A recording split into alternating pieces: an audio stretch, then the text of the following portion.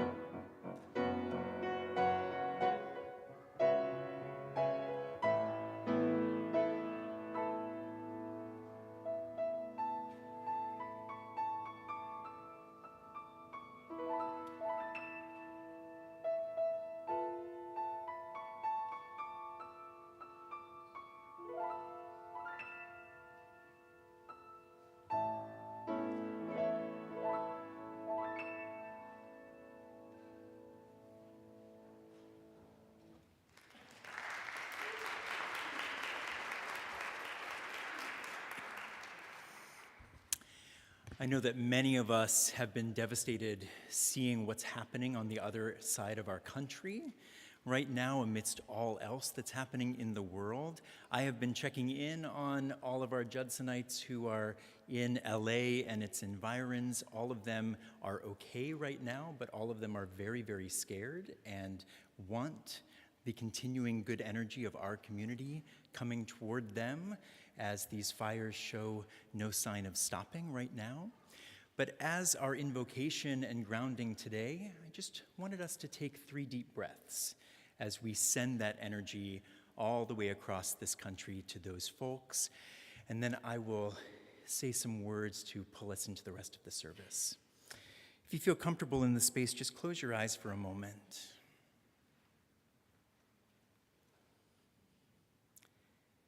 And focus on the folks that you know across this country, whether it be someone who is part of this immediate Judson community or far beyond. Or maybe you have happened upon this space today and you call California home. Take a deep breath in and let it out. Another deep breath in and out. Another deep breath in and out. And keep breathing, and I invite you to pray with me in whatever way is comfortable for you. Spirit of life, in this time of anxiety, we offer our attention and our intention. To the earth, our sacred home, we offer our reverence. To the flames, we offer our prayers for calm. To the winds, we whisper our plea for gentleness. To the waters, we ask for nourishment and renewal. Divine wisdom, known by many names and beyond all names, hold close those who are afraid, those who have lost, those who have been lost, those who risk their lives to protect. Cradle the grieving in the tender embrace of the creative hands of the universe. Strengthen the weary with radical hope that rises even from ashes. May those who fight the fires be steady. May those who wait for news find peace. May those who lead respond with wisdom, compassion, and action. And may our prayers not be avoidance, but the words that give way to new ways. Amen. Please rise in body and or spirit. Today we are going to be exploring how we actually can embody radical hope for the next 4 years and far beyond. So arise, your light has come. Let's sing about it.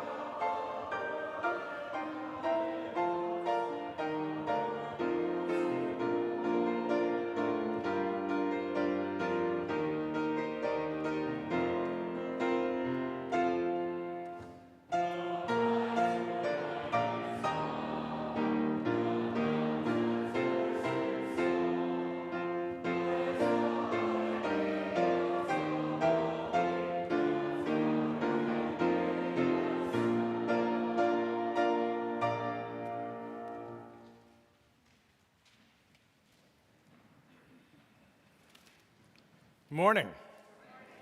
I'll start off with an apology. Your ancient testimony may be more froggy than you prefer it this morning. I have been dealing with a horrible cold. I feel a little bit almost human today. So, bear with me as we make it through our ancient testimony.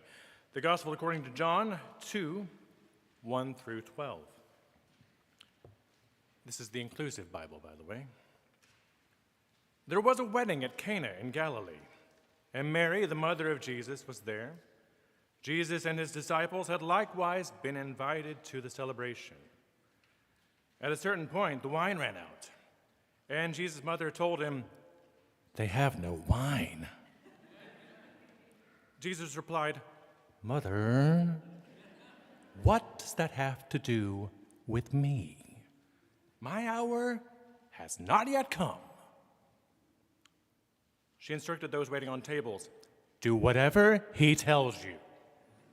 As prescribed for Jewish ceremonial washings, there were 6 stone water jars on hand, each one holding between 15 and 25 gallons. "Fill those jars with water," Jesus said, and the servers filled them to the brim. "Now," said Jesus, "draw some out and take it to the caterer." They did as they were instructed. The caterer tasted the water, which had been turned into wine, without knowing where it had come from. The only ones who knew were those who were waiting on tables, since they had drawn the water. The caterer called the bride and groom over and remarked, "People usually serve the best wine first, then when the guests have been drinking a while, a lesser vintage is served. What you've done is kept the best wine until now."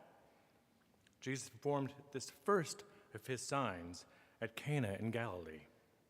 In this way he revealed his glory, and the disciples believed in him. After this, Jesus went down to Capernaum with his mother, brothers and sisters, and disciples. They stayed there a few days.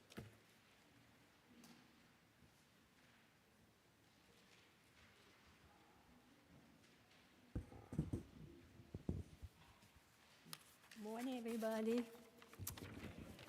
Modern testimony, a spell to cast upon meeting a stranger, comrade or friend working for social and or environmental justice and liberation, by Andrea Marie Brown. You are a miracle working. I greet you with wonder in a world which seeks to own your joy and your imagination. You have chosen to be free every day as a practice. I can never know the struggle you went through to get here, but I know you have swum upstream, and at times it has been lonely. I want you to know I honor the choices you made in solitude, and I honor the work you have done to belong.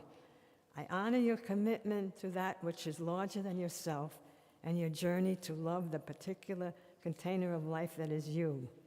You are enough. Your work is enough. You are needed. Your work is sacred. You are here, and I am grateful.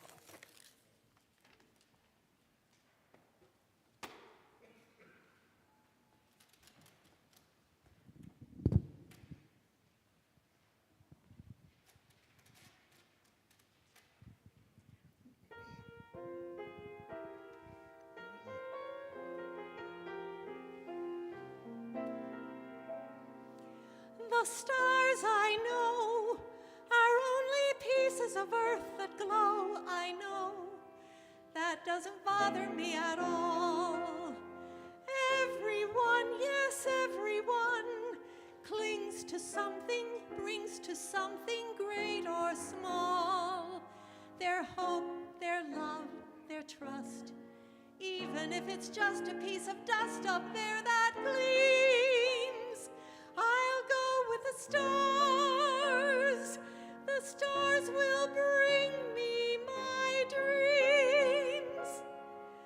I'll follow my star wherever it leads me. My life in its keeping a place. I know that my star will guide me with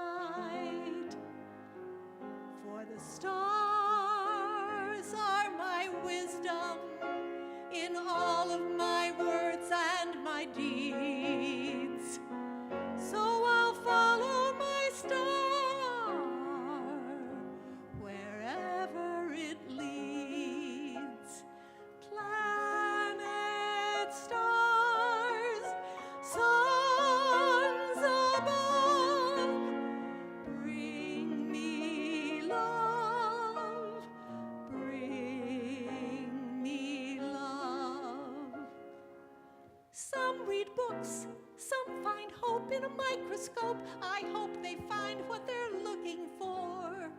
I don't begrudge all the drudgery of those who choose such mental pursuits, but my way has roots in the universe. And who's to say a star is worse than a book when you're looking for love? When you're looking for love, I'll follow my star wherever it leads me. My life in its keeping I'll place. I know that my star will guide me with passion, with courage, with grace.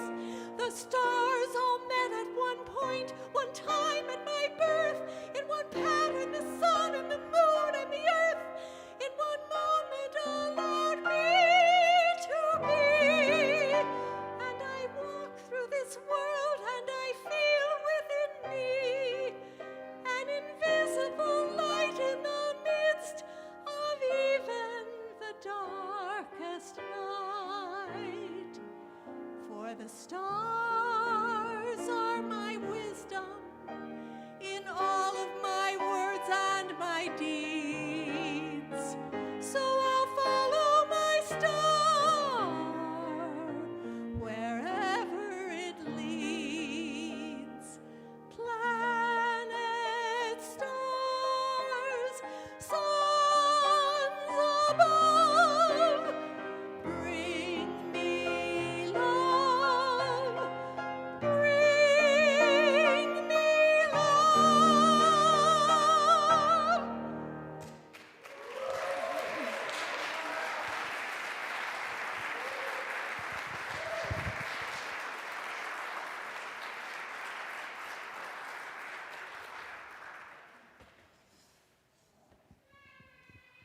Essie, Karen, Thomas, bringing the performing prowess today.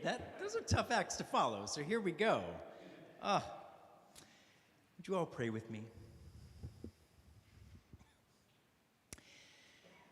May I say what I need to say, and may you hear what you need to hear. Amen. So I want you to get that bulletin that's in your hands, and I want you to take a good look at that. No, really do it. You can stop looking at me for a second. Look at the bulletin. Take a good look at the extremely unassuming, even inartful photograph that's on the cover there. I can call it inartful because I took the photograph. What do you see?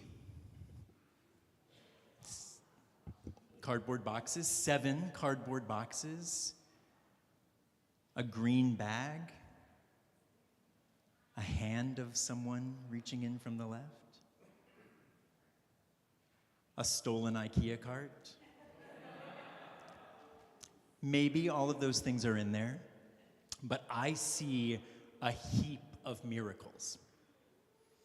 This is a photograph of just a handful of the supplies that folks from Judson gathered and delivered to the migrants who are currently being transferred from shelter to shelter to shelter around New York City. People who are being passed around through harshly freezing temperatures, who are sometimes having to wait and sleep outside before a new bed for them is ready indoors. So shout out to Eli and Andrew and Mariposa and Peggy, Lisa, everybody who brought things to this space. The need will continue. We have 20 men who just today are going to be set free, and guess what? There isn't a room available for them at Randall's Island until next week. Think about the temperature. Think about how when you woke up this morning, you thought, should I even go to church with it this cold? And then think about them out in this city. Here at Judson, we like to call these migrants new New Yorkers because that is exactly what and who they are. Human beings who have come to this city seeking opportunity and connections and community, but they are being treated like problems.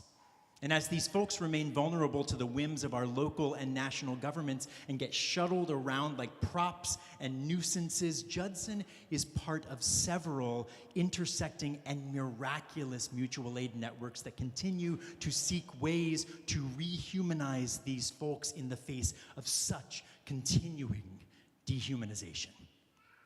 These boxes and these bags on the cover of your bulletin are little bits of miracles. And if you can't already tell from this morning's ancient and modern testimonies, I want to talk about miracles today. And I know we don't really talk about miracles at Judson. And that makes sense. The concept of miracles has been so misused and abused and tossed carelessly around for millennia, so it's no wonder that most intelligent, discerning people want no part in the parsing of the potential power of miracles. We've lost too many people to sickness. We've watched too many evil acts go unnoticed and uncontested. We've prayed too many unanswered prayers and watched too many promises from ministers and doctors and ourselves wither away in front of us. We've seen wildfires and deportations and genocides continue to spread with no end in sight. We've seen the world marred by far too much magical thinking and inaction, so we don't really talk about miracles a lot at Judson.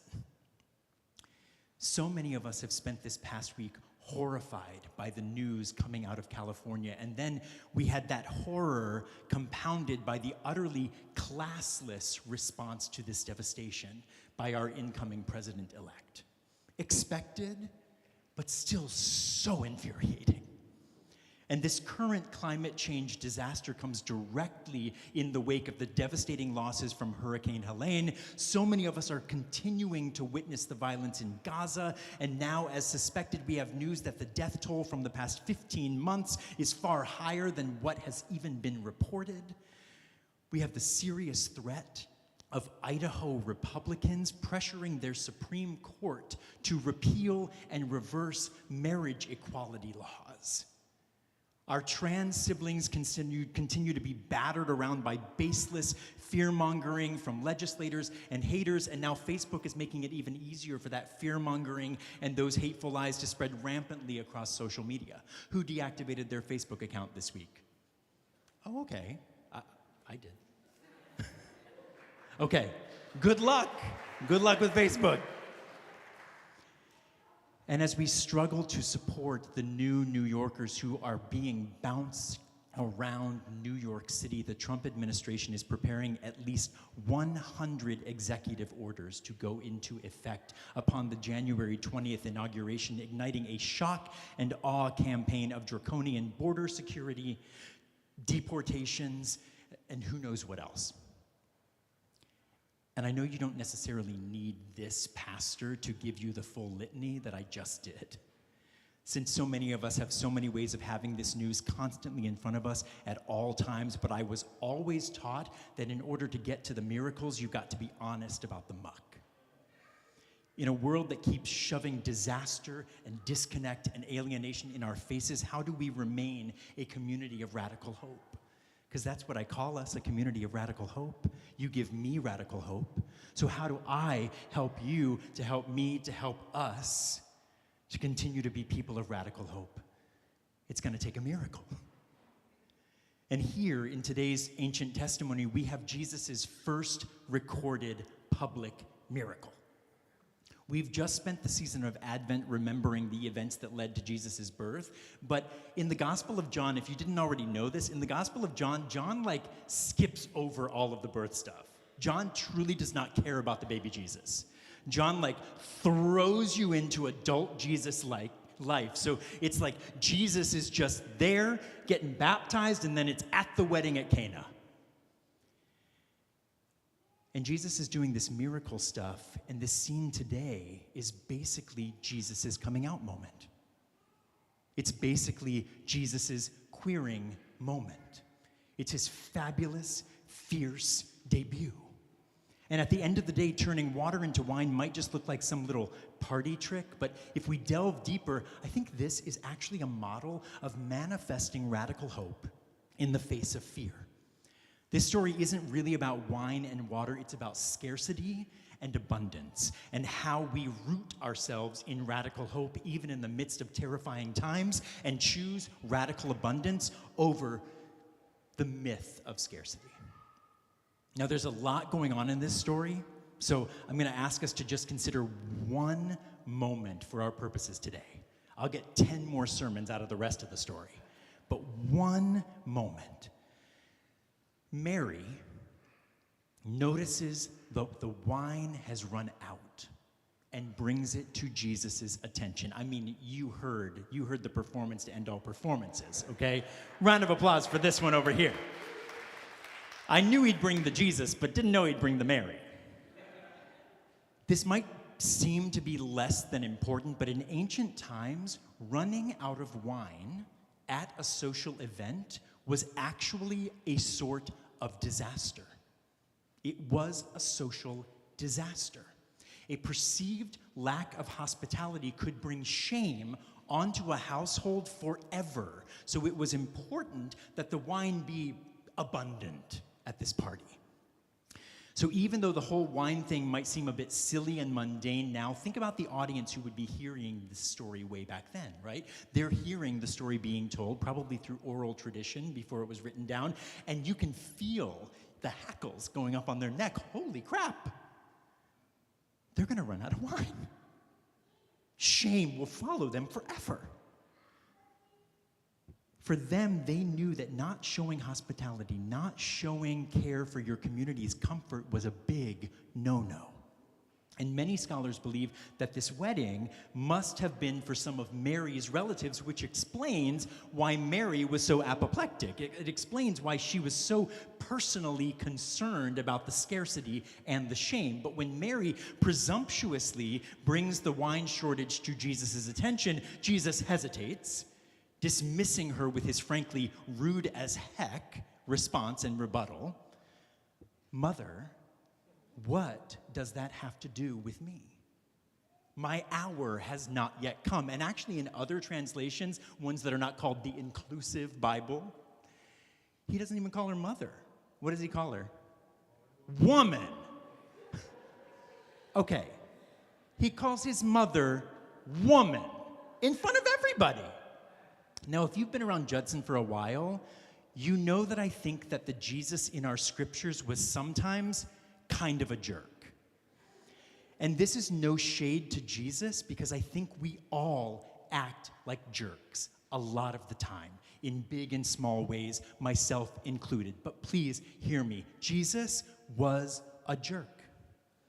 We all shrink ourselves down to not believing that we're capable of something, and then on the surface, our own self-shrinking looks like jerkiness to everyone else. And I think that Jesus looks like a jerk in this story. There's other stories where he looks like a jerk.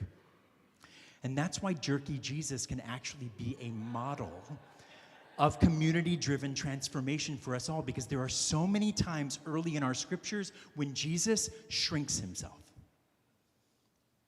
He's regularly challenged by someone to do something powerful, and he at first refuses, and then thanks to the other person's persistence and trust and radical hope, Jesus actually discovers, well, holy crap, he's actually able to do it, and then he does it.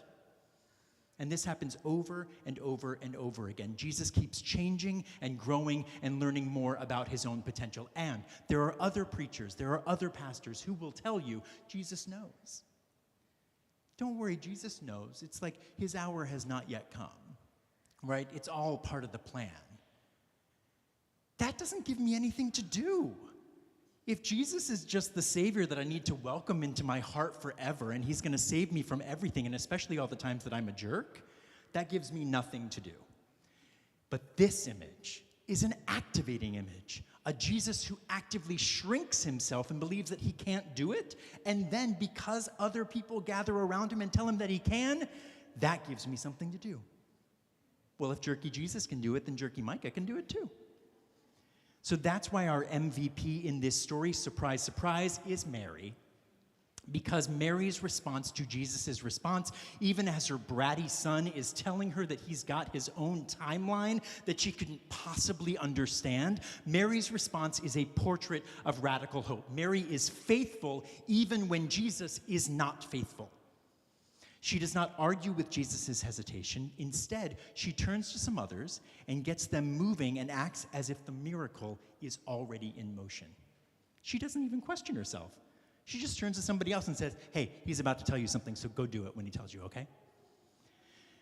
She trusts in what is possible, even when it is not yet visible. Mary's radical hope pushes the story forward and pushes Jesus' radical hope in himself forward. She queers Jesus into actually being the Jesus that now most of us know from Christian tradition. Do you get it?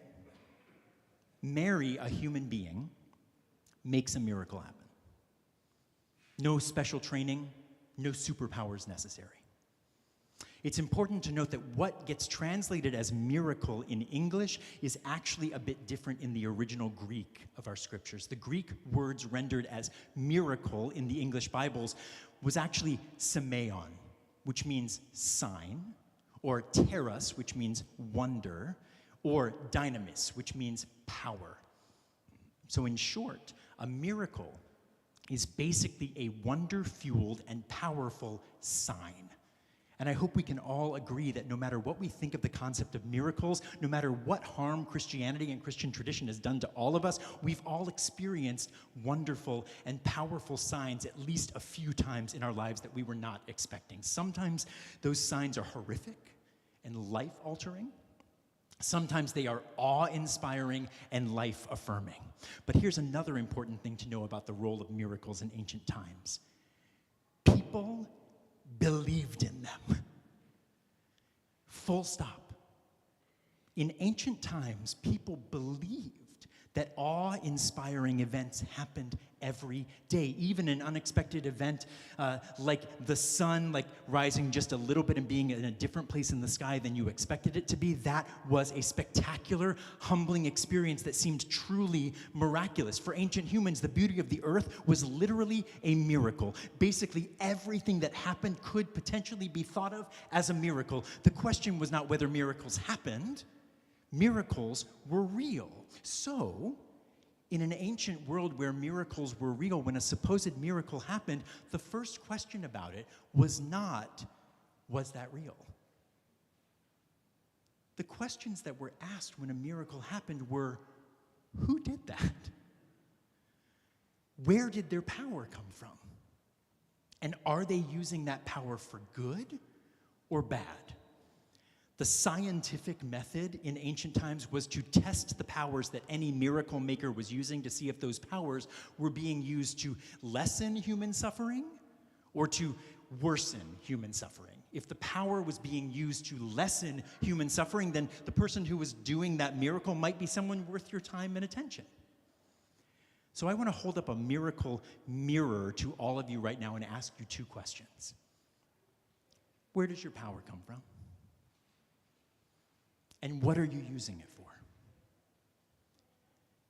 And since we're also looking at this through the lens of jerky Jesus, being taught that he is far more powerful than he even imagined, let's add these questions. How are you holding yourself back? And how are we holding ourselves back? I'm going to confess something to you right now. There was a moment this past week when I was looking at the problems outside this building. A lot of problems outside this building.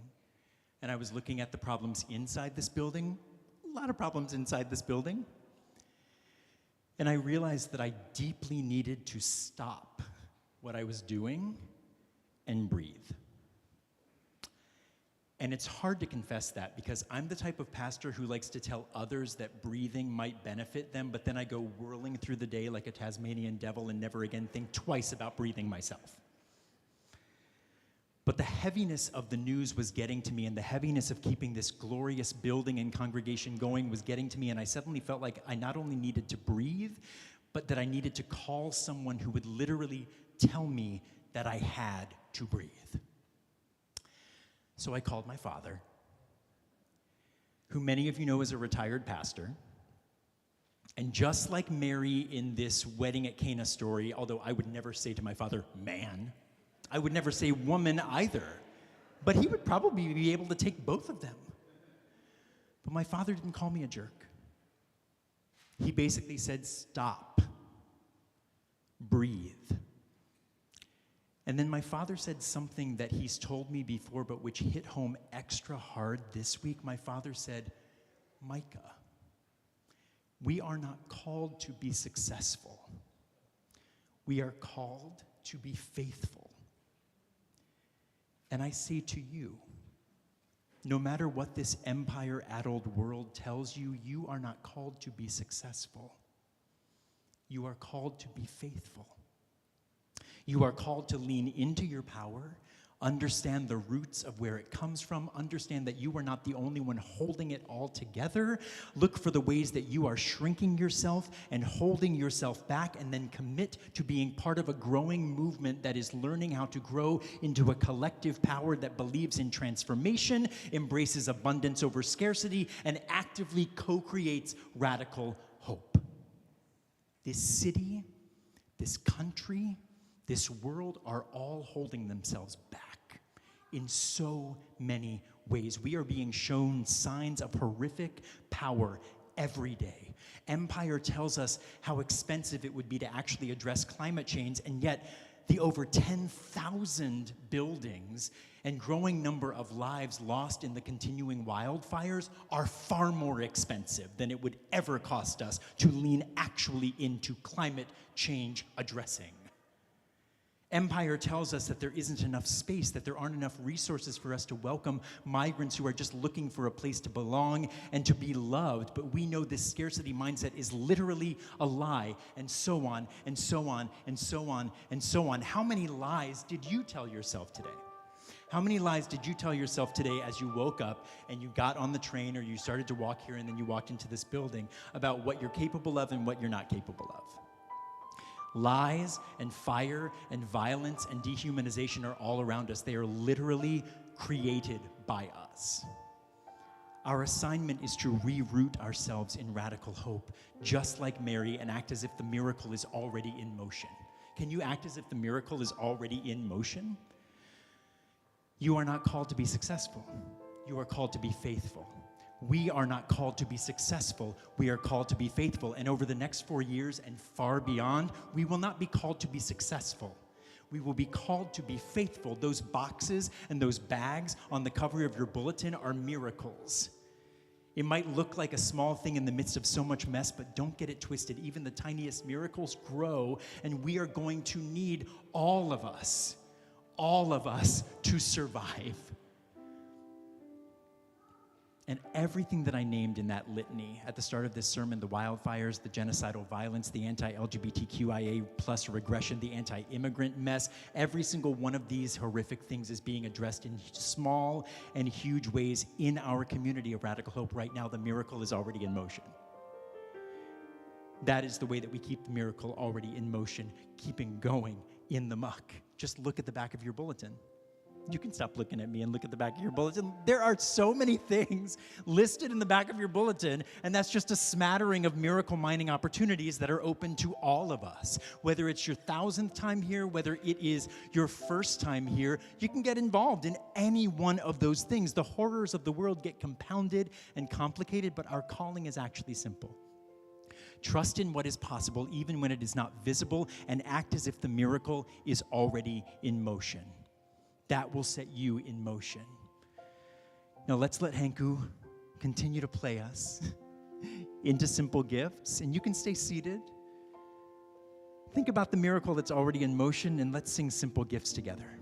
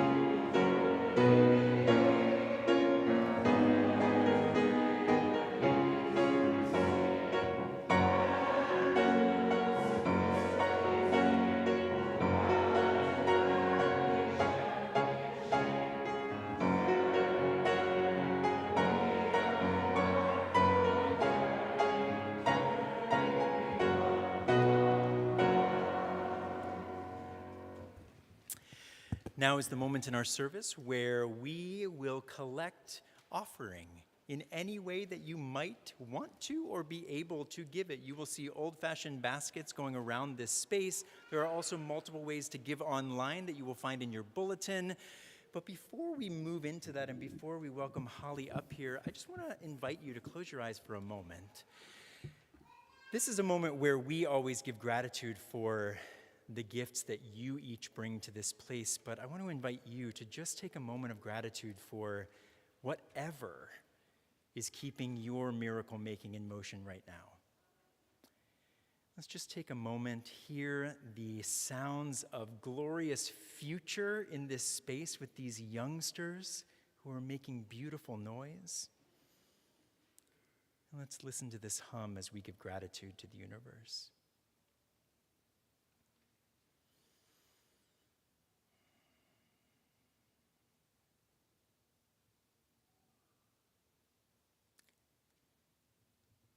Keep that gratitude going as Hollye takes us into a creative offering.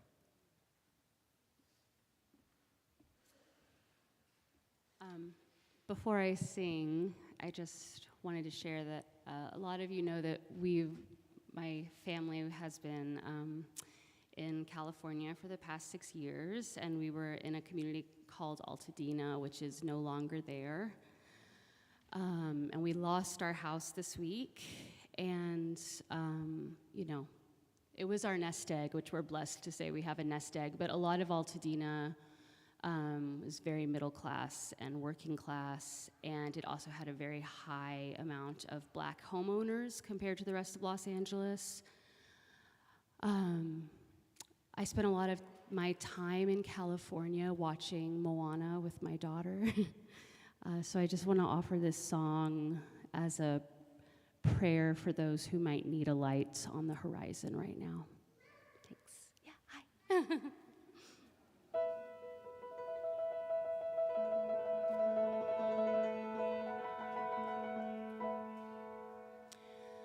I've been staring at the edge of the water long as I can remember, never really knowing why.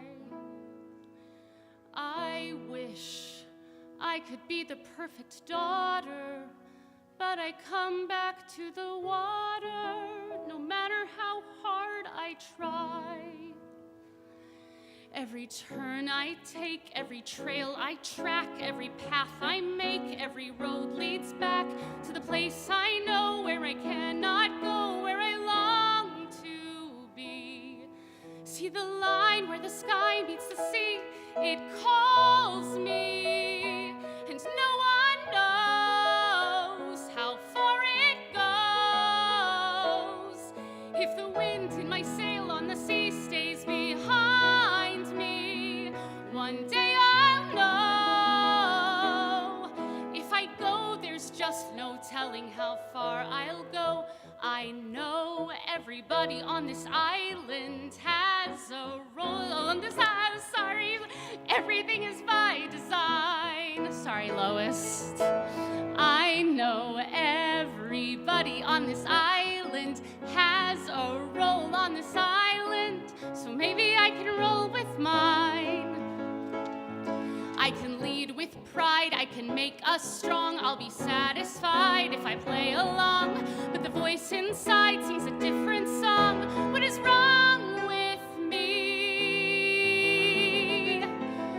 See the light as it shines on the sea, it's blinding, and no one knows how deep it goes, but it seems like it's calling out to me, so come find me and let me know what's beyond that line. Will I cross that line? There's a line where the sky meets the sea, it calls me, and no one knows how far it goes. If the wind in my sail on the sea stays behind me, one day I'll know how far I'll go.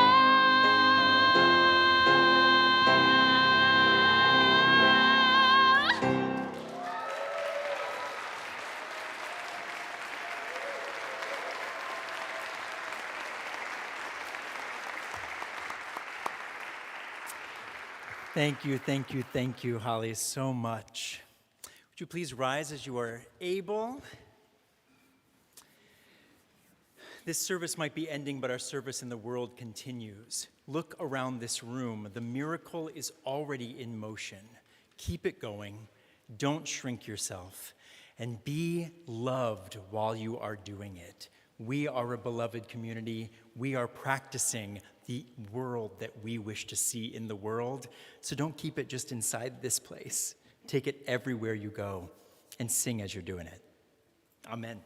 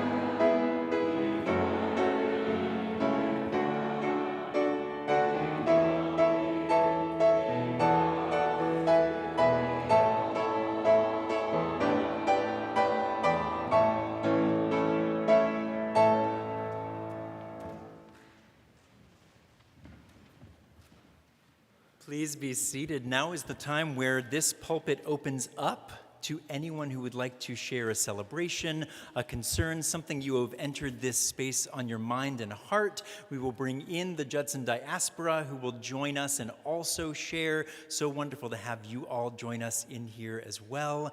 Here are some ideas for the next few minutes together. We ask that you try to be as succinct as possible. We usually have a lot of folks who want to share. So, in the interest of community care, we're going to ask that you be as succinct as possible, and I will be sitting right there. After a minute, I'm going to give you a fey little wave. That is not just because I want to be fey, it's because I'm telling you that it's been a minute.